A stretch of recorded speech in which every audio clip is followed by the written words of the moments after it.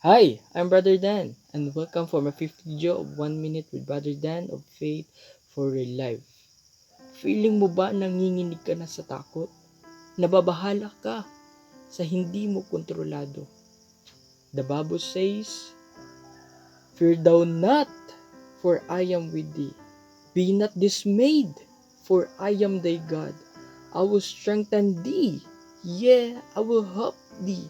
Yea, I will uphold thee with the right hand of my righteousness."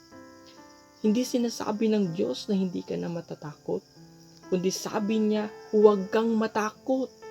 Bakit? Kasi siya ang kasama mo. Ang takot ay parang kadena, pilit kang iginagapos. Pero ang pananampalataya, yan ang susi na pinalaya ka na niya. Huwag mong hayaang diktahan ng takot ang desisyon mo.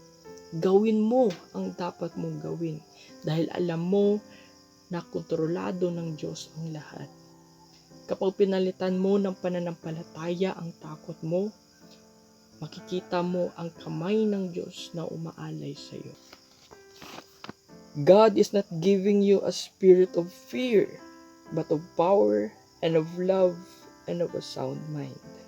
This is Brother Dan, and so God be the glory.